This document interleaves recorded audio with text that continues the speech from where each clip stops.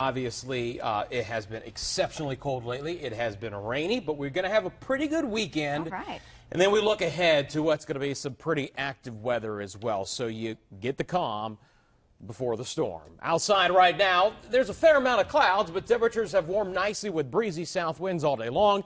62 degrees right there in Concho, America. 65 the daytime high. South winds easily a good 20 miles an hour. Those kind of winds will be sustained not only for this afternoon and this evening, but also for most of the weekend ahead. Temperatures across the state, no more 40s. It's good to see the 60s and some 70s out there right now. 68 in Stillwater, 64 in Ada. It has warmed up as the air is drying out in the Panhandle. Guyman right now in at 83. Across the rest of the metro, we will have dry conditions for your Friday evening. Good for the dinner and the movie. 65 in Midwest City, 67 in Tuttle. Blanchard coming in also in at 65. And again, the winds are picking up, and these are going to be breezy south winds for the time to come. 20, 25, even 30 miles an hour, especially out in the western part of the state. Expect lighter winds the further east you go in Oklahoma. Lows tonight, that'll be on the comfortable side. That'll only be dropping back down into the 50s in most areas. Lower 50s. The clouds will be sticking around, though. Highs for tomorrow should be absolutely pleasant. We're going to have a mix of sun and clouds and even warmer weather. We're going to get you back into the mid and the upper 70s.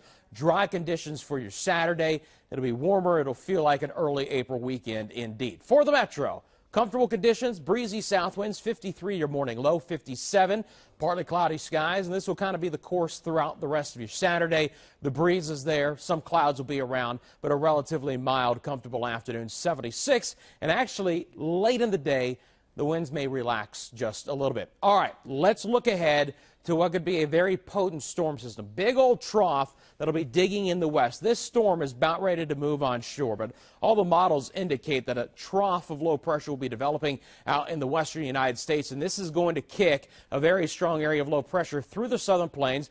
It'll also bring a dry line into play. Of course, we know about that during times of severe weather here in early spring.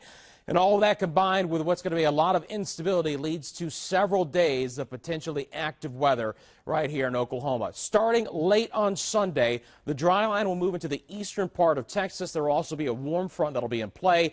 It looks like on Sunday, the cap will be strong enough where you're mainly looking at isolated storms right along the Texas-Oklahoma border. Those storms, if they develop, could have 70-mile-per-hour winds and some golf ball size hail. But again, the isolated nature of the storms will be the main key. However, on Monday and Tuesday, all bets are off. The storm really takes shape over the southern plains, and you're looking at at least a moderate to high-end severe weather event in the southern plains, including potentially right here in Oklahoma. Now, the storms on Monday will likely be severe when they develop in the afternoon and the evening hours.